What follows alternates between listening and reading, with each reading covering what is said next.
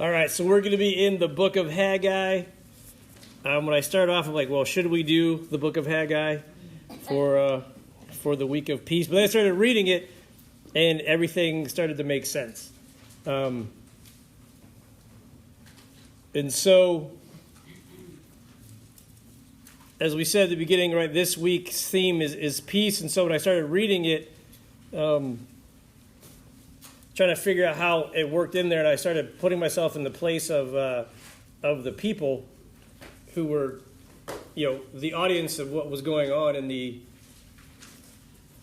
actual the text. And so I think everybody understands the concept of peace, right? It's a state of tranquility or no disturbance, right? Everything's just kind of nice and calm, like, a nice mountain lake that doesn't have any ripples or anything like that. It's clear and you can see it. It's also, right, the absence of war or conflict. And so as we get into the Christmas season, it may seem like peace starts to go away because you got gifts to buy, people to buy gifts for. I don't know what it is.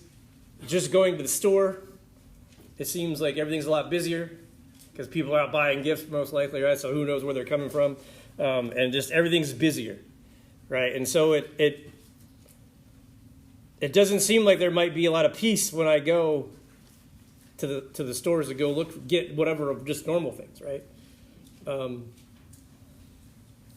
And so we have to look for times of peace. And I was looking at this, and again, the context of Haggai is that people are moving from Babylon, the Persian Empire, that area, Iraq, Iran kind of area, back to Jerusalem. Right, so the Cyrus and Darius and all those kings have let them come back to their homeland. And so they're moving. And I don't know, we've moved a lot in our lifetime with being in the military and everything else. Those of you who are in the military probably know the same thing. So moving is probably one of the least peaceful things you can do. Right? Because everything just gets crazy and out of sorts, right? Because it's human nature that we want to get back to normal as quickly as possible, right? We want to just have our stuff, leave one house and show up in the next house and be magically put away, and you don't have to do any of it, right? Maybe you hire people, that's the best thing, right? The big word, the fancy word is homeostasis. We just want normalcy, right? As things get weird, and I don't like it, and then I would just want to be back to normal. Right. And again, normal is sort of relative, maybe how you think about it. But whenever we've moved, right, we have a lot of stuff to move in and out. But there's always one thing, the most important thing, that has to get packed last and unpacked first. And for me, that's the coffee pot. Right? Because what's more normal than just getting back to your normal routine of having a cup of coffee first thing in the morning? So that gets packed last usually, or it goes with us in the car. So we can get there and I just put it on the counter where it belongs automatically. Or at the very least, if it has to get packed, it gets put on the truck last, and in big letters, I still have the box at our house, coffee pot. So in case anybody's looking for it, you find the box that says coffee pot. Right? Because we need the fuel, but again, more importantly, we need to get into the routine. And so we I'm sure you guys all probably have something similar when something happens, right? We want to put the important things in our life in place first. And then everything else can kind of come in later, right? Of course, the other thing is the bed. Obviously, you need someplace to sleep. Because you probably wouldn't leave your bed out on the curb or in the truck where you put away your knickknacks. Like, what are you doing putting away I'm putting up a shelf so I can put my stuff on it. Well, where are you going to sleep? I'll sleep on the floor. It's fine. No, the bed is probably the first or second thing off the truck, right? Once you get everything kind of situated, right? Because we want to get back to normal. But the question is, what happens when our life gets askew, right? We kind of plan for these things, and the important things maybe get lost because you didn't mark the box right. That's why I learned to mark the box coffee pot in big letters. So God is telling the Jews they need to get their priorities straight. Because they're moving back, and they've been back for several years now, a lot of them, depending on who's moving when. They're already in the process for the last 15 or so years moving in. So God's like, hey, what about me? What about me? You guys need to get my stuff squared away first. And we're going to look at how the temple is important to God and how that importance should transfer to the Jews. And so we need to put God first in our lives, right? And so as we get into Haggai, Greg, you might go ahead and bump it for me, please. So here's some things to know about Haggai, because again, I think as Peggy mentioned, right, this is the next shortest book past Obadiah, right? So it's the second shortest book in the Bible. It's only 2 chapters, something like 34 or 44 verses, something like that, right? So his name means either feast or festival, right? So maybe he was born during a feast, or maybe you just want to praise God and whatever happened. So the time frame of this book is the whole thing is covered. It's in the post-exile period, so again, they're returning. And the whole book consists or covers the period from August to December in 520 BC. All right, so this one's nice because they give us nice markers, like in the second month of Darius' reign, blah, blah, blah. The second Hebrew month or whatever it is. And so we equate those two Hebrew months to American or European months. So it's written there's 4 little paragraphs or 4 little warnings to the Jews, and so there's one in each of the months from August to December. And so this corresponds with the first half of the book of Ezra as well. So if you're reading through things, right, it also kind of helps you correspond and get a good idea of what's going on in the book of Ezra and what's going on with Haggai as well. All right, so let's go ahead and read. We're going to read Haggai verses 6 through 9. There you go, chapter 1, verses 6 through 9. And so here's the first couple of verses. It says, and this is a warning from God. This is the word from God. He says, you have planted much but harvested little. You eat but never have enough to be satisfied. You drink but never have enough to be happy. You put on clothes but never have enough to get warm. The wage earner puts his wages into a bag with a hole in it. The Lord of the armies says this, think carefully about your ways. Go ahead, Greg.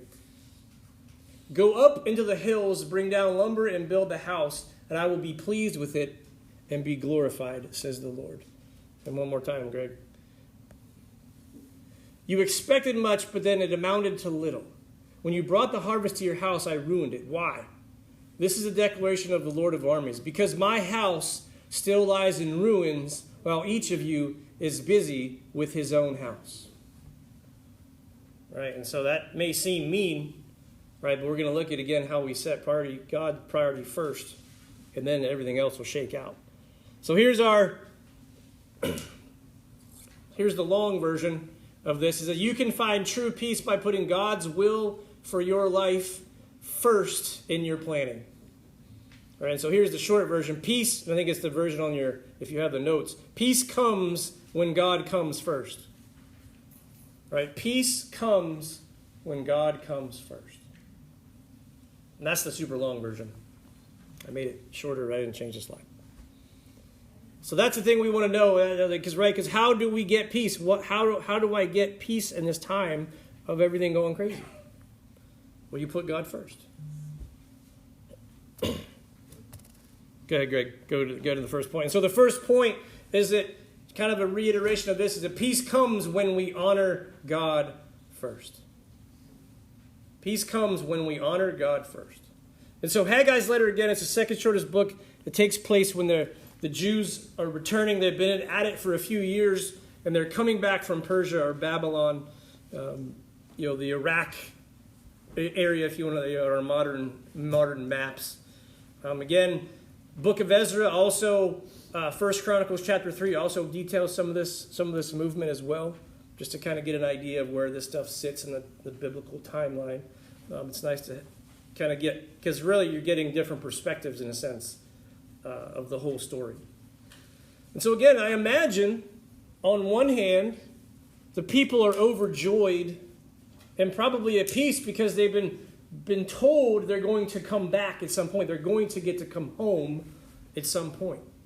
Daniel knew it was going to be about 70 years, but he kind of says that in his prophecy. So they knew they're probably just ticking off the time. Okay, then Cyrus says, okay, you guys can start coming back. And so when is it my turn? Let's get enough money. Let's get on the boat or the camel train. They didn't really rent a boat. But let's figure out how to get to the promised land. They're probably super happy. Because if you've been gone for a long time, it's nice to come home. And a lot of these people probably have never actually been to Jerusalem. So they've just heard stories. And they're probably just waiting and anticipating and hoping that this will make our lives better because we're getting back to what God promised us. Right? Because listen, the most important thing about this is that God is fulfilling his prophecy, right? He's keeping his promises. He said, I'm going to exile you, but I'm going to bring you back. So that they had this hope to hang on, right? And all through the minor prophets, that hope is what they've been hanging on to. And now it's finally here, the last several years, they get to come back. But when they get there, of course, they see the city has been ransacked, and maybe their people are living in their houses. And so they either had to kick them out, and you see the stuff in Ezra and Nehemiah as well, how they had to fight off people, all these other things, because, the Babylonians, people we would consider the Arabs, they took over. And so like, look, this was my family house. You got to get out of here. Got to leave. And so they had to look for their home, and so there was a lot of work to do. But they were thankful to God because they're like, woo, God made it happen. We're coming home. This is great. And then all of a sudden, you kind of forget about that, right? A lot of times in life, like God worked his miracle. God did his work. Now I have to do things and, God who? Right? Because we get so bogged down with life and what we're doing that we forget who makes it possible. And so God is giving the Jews a reminder. He kind of turns off the faucet, as it were, about all their crops and all these things not flourishing or not growing at all or being very little. They work a lot, but they only get a little. They probably plant a couple fields worth, and maybe you get a half a field of return kind of thing, right? Maybe that was going on. Because God is causing this unrest because, look, you have forgotten about me. You've forgotten who I am and what I do and what I've done. And so you guys have just kind of gotten to work, which you need to get to work. You need to have a place to live. He's not begrudging us that, I don't think. But he said, here my house is sitting completely empty and completely ruined. Because the temple was the center of everything. And so the writer of Haggai probably takes for granted that some of the modern readers of his message fail to grasp. Right? Because, again, he's writing to these people who live here and understand these things that we don't understand necessarily until we put it in our context. Like, imagine coming into the church after somebody had kind of took all the valuable stuff out. That's why, like, in the Middle Ages, the Vikings were ransacking a lot of the monasteries because they had all the gold. Everything was gold. Like, this stuff was gold. The candelabras were gold or bronze or whatever. This is where they keep all the money. They could come and just rob them and leave and walk out with a pretty good chunk of change. Even the crosses were usually made out of gold or metal, things like that. So we don't understand necessarily, but throughout time people understood this, right? But here's the important part, is that the Jewish temple was vested with unusual theological significance in the religious life of ancient Israel, right? That was God's house. That was where God was. That's where he lived. So when you needed to go talk to God, you had to go there. And then you could, as a priest, you could only go into heaven, into the holiest of holies once a year.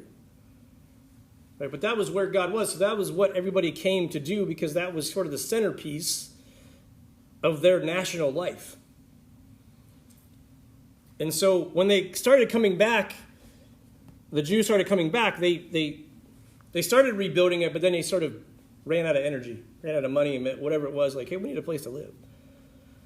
Right, because the temple, though, and this is important for us to understand, it's an interesting role in Israel's life. One of the commentators says it's, in a nutshell, the temple represents the Garden of Eden and also the cosmos. Like how the whole thing is constructed.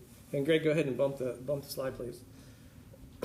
So Israel's purpose as a corporate atom was to extend its borders by faithfully obeying God and spreading his glorious presence throughout the earth. Right, Israel, on one hand, is going out to get people saved, essentially. Right? They're going out to tell people about God. They're working as Adam, as it was, to go be the caretakers of the world. And so the way the temple was constructed, it kind of was set up to look like this. And go ahead to the next slide, Greg. So the temple is God's dwelling place, right? The holiest of holies represents heaven, and the outer court symbolizes the visible earth, right? That's the land, the sea, the place of human habitation.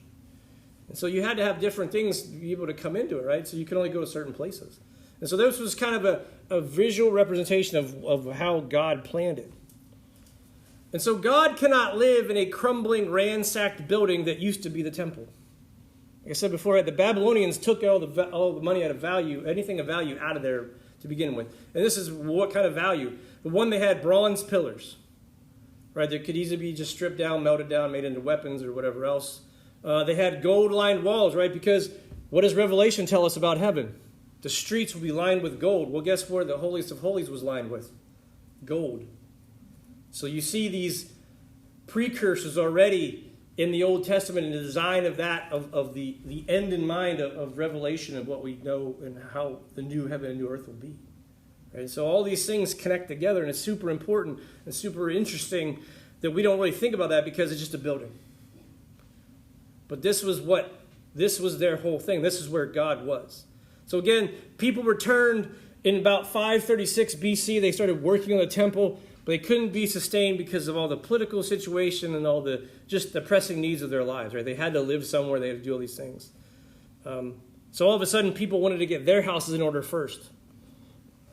And like a lot of times, I'll get around to doing what God wants when I have time. Yeah. How many of you ever have the time? All right, it's like, I'll save my money for the rainy day. But then the rainy day comes up a lot quicker, right? Like, oh, I got to spend here, right?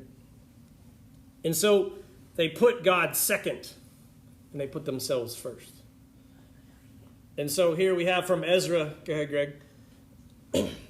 Right, even in Ezra 4:24 says, now the construction of God's house in Jerusalem had stopped and remained at a standstill until the second year of the reign of King Darius of Persia.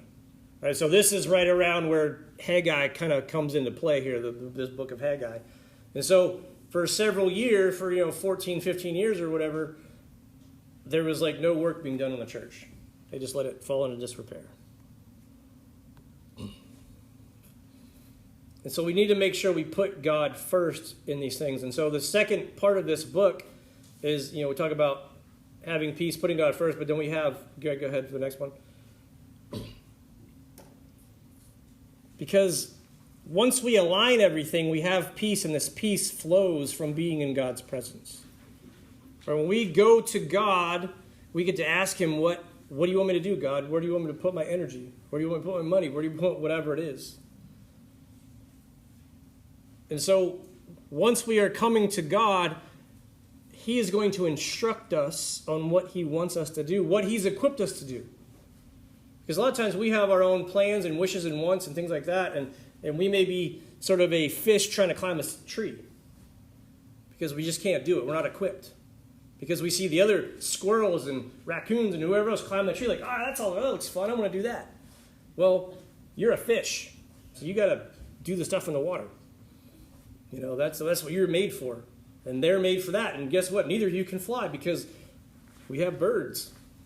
Some people are birds, some people are fish, some people are squirrels, whatever it is, because we all have different jobs to do in the world, in God's kingdom, right? So good, Greg, go ahead for the next one. This is Haggai chapter 2, verses 18 and 19. This is kind of the peak of what he's telling the people. He says, from this day on, think carefully. From the 24th day of the 9th month, from the day the foundation of the Lord's temple was laid, think carefully. Is there still seed left in the granary, the barn? The vine, the fig, the pomegranate, the olive tree have not yet produced. But from this day on, listen, I will bless you. Once the foundation is laid, I'm going to bless you. I'm going to take care of all these things. So up until now, these crops were not producing the fruit of what they were supposed to be doing. Right? These different components, these different fruits or plants, they had purposes. Olive oil was used in cooking and for lamps. Right? Pomegranates were used for wine and dye. Figs were used for desserts and wine also. And just like, again, the grapes also could be used for different food. So if you're a grower, you need to have stuff to sell to other people. Other people need to buy it so they can eat. Right? So this cycle, if you don't have these things, guess what? The economy kind of stops. People start starving. But once the people laid the cornerstone, or at least repaired it, God said he would bless his people. And so because they're finally taking care of the most important thing in their lives, or to their lives as a nation. Right? They're taking care of, they're getting God first. Like, we're getting God's house in order first. And then everything else will be turned back on, basically. So Greg, go ahead with the next one. And so this is kind of a nice reference point, right? The temple was finished in 516. So when was Haggai written? 520. So about 4 years after the Haggai communicated to the people, they got it in gear, and they fixed the temple. They rebuilt it in about 4 years after about 14 or so years of not doing any real work. So you can kind of see how much motivation they had all of a sudden. Like, oh, we need to get this done, and God helped make it happen. God made it happen for them, right? And so it's important how we see all of a sudden, once we get things in alignment, things go pretty quick. 4 years for a building process back then, and how big the temple was, that's pretty good probably, considering they're doing everything else as well. Because all of a sudden, though, the people had direction, and they had motivation to work on the temple. Now, again, I don't necessarily know how they did everything, because then that's sometimes fun if you watch certain things. There's actually a whole part of archaeology that try to figure out how they did everything back in the ancient times. They carved the blocks this way, and they pulled them with this, and they had 800 people doing the work, whatever it was. There's a whole science behind of what they did to try to figure out how they did it with their lack of technology, quote unquote, because they didn't have cranes or things like that. But they still got it done. But what we know is, what we can pull from this for our lives is that they prioritized God first. And then everything else flowed from the promise that God would bless them in their work and for them. Right? He blessed their lives and their work and everything else that went on. Right? Everything else was an outpouring of what God was doing and what they were doing, because they set the cornerstone. I think we talked about it before, right? But the cornerstone is just that, is the corner of the building that has to be 100% square, and then every other wall is built off of that.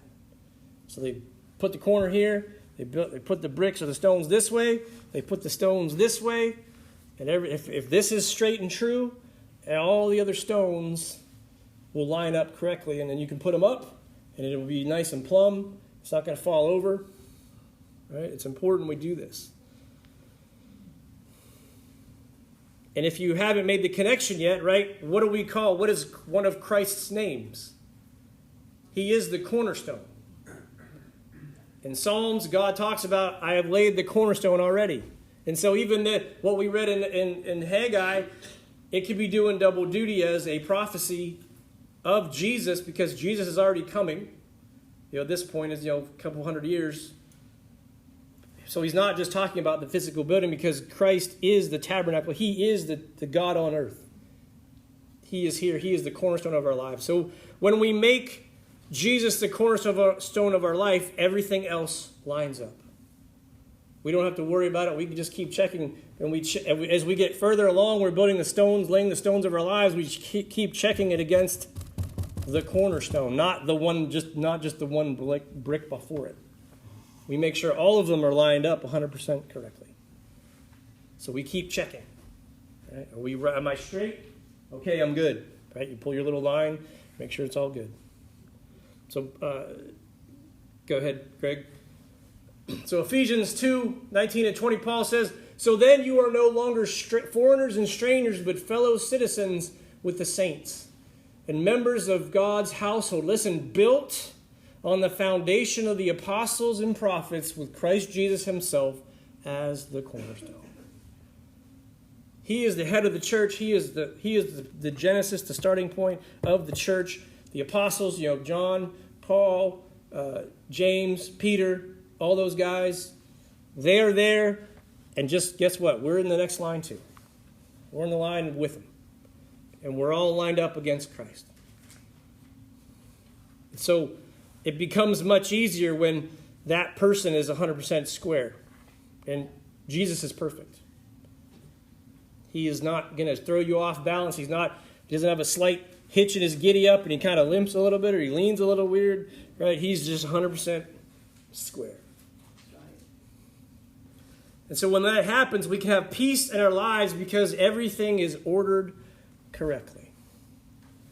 And kind of talk about Pearl Harbor, the military thing, right? So if you've never been, or you've kind of seen military formations march, they look super nice and square a lot of times. And if somebody's out of step, you know it automatically.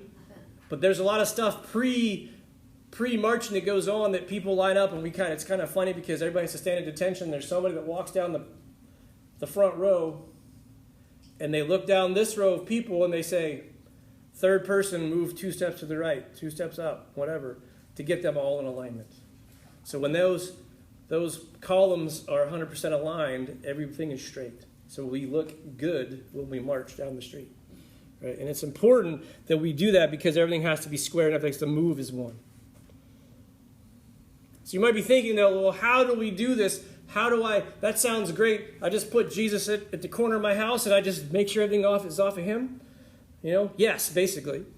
But how do we do that, right? So, here's some helps, right? Greg, go ahead. So here's some ways we can be at peace. Here are some ways that we can be at peace. So Greg, go to the first one. The first thing is we need to remember that once you're saved, you are no longer fighting against God. Because really, until you're saved, you're basically fighting. You spend your whole life, your unsaved life, fighting against God because you don't like what he's trying to tell you. You want to be square off yourself or somebody else that you like or whatever it is. You don't want to get in line with him. I like doing it my own way. I like doing this. I like doing that. And so we fight against God. But when you get saved, everything kind of clicks into place like, oh, I've been wasting all my energy trying to fight this guy, and I'm not going to win. Yeah. Because he's God. And he's using his skills to bring you into line to say, look, man, it's just easier. And so go ahead to the next one, Greg. And listen, we are now fighting with God, right? And this isn't with him. We are on his side. We are on God's side. And so all of a sudden, we now see who the actual enemy is. Whoever is not for God is the enemy. And so all the things we take on a different meaning when you start seeing things, right? We kind of have our spiritual eyes opened. And say, oh, that's of the devil. That's not of God. Right. That's evil, that's wrong, that's whatever you want to call it, but that's what it is. And so we now have a different perspective, and we can devote our energy to expend our energy properly in fighting the right fights. Because we don't need to fight against God, we need to fight with God. And God is going to lead us to the people, right? He led them back to the promised land. He's doing that in your life too. He's leading you to heaven. He's leading you to the promised land, which is, we consider heaven. It's not a physical place anymore. We're not going to all move to Israel. We're going to be in heaven wherever that's at, but the new heaven and new earth, that's where we're going.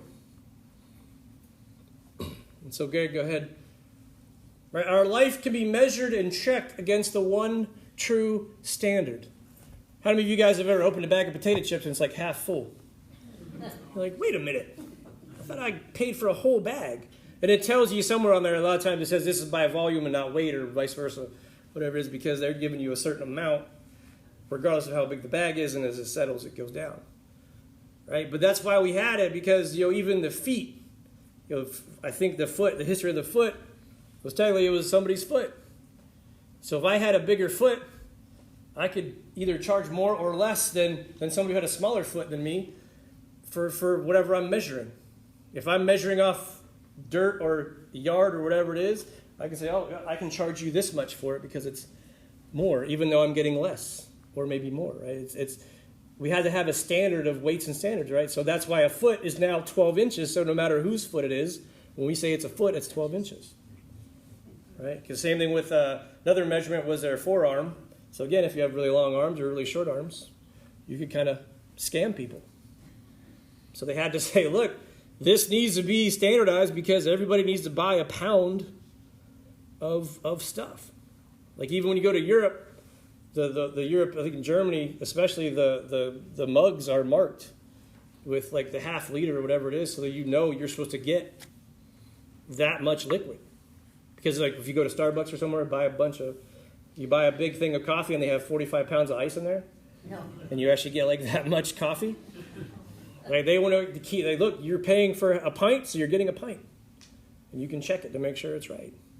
So when you're living your life and trying to figure out what it is, you know that you can check it with God and say, is this right?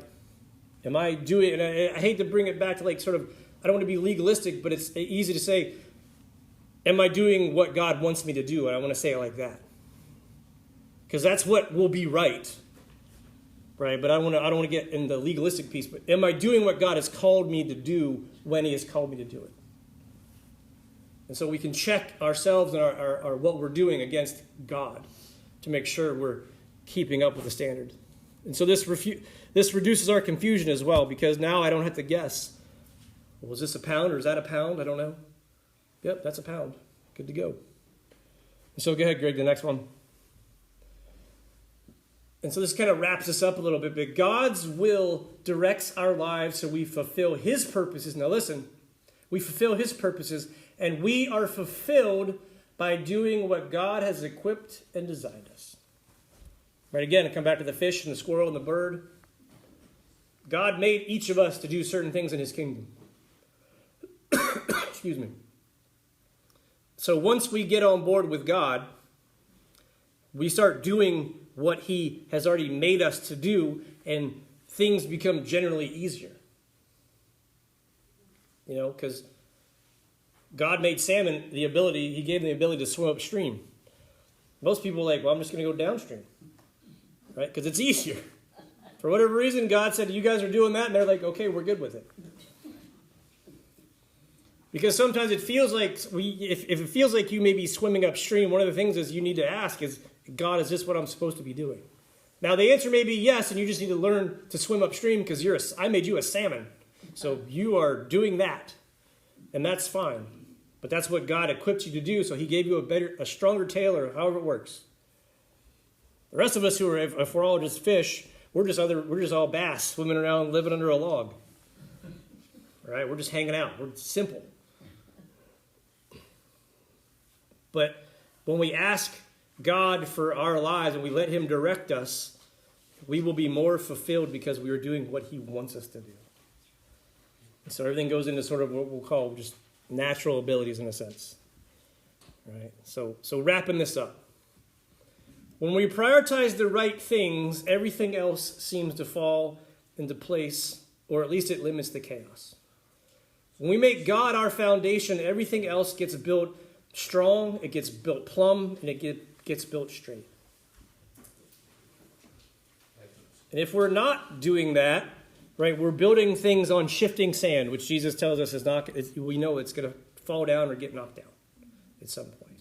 Right? We need to be built on the rock of ages, right, the rock of Christ. Because that is where we need to be. So Jesus came to provide peace for us to be able to be included in this family, in this wall of everything of God's kingdom. And so we can have peace through that, because that's what he came to do. He came to make it easy for us to get into the family. Right? There's no millions of laws. There's no things like that. Jesus said, accept me as your Lord and Savior. Change your life, because that's the other thing is we need to change our life to line up with the cornerstone. And that may be hard because we like doing the things we like doing, but maybe they're not of God. And so we have to change our behavior and change it to become more Christ-like.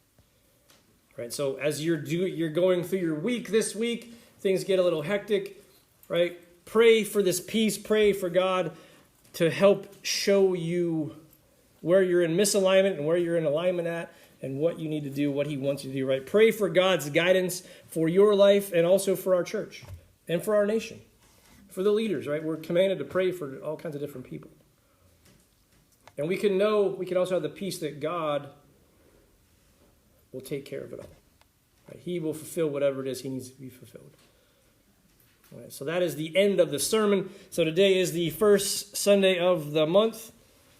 And so we are going to do the Lord's Supper.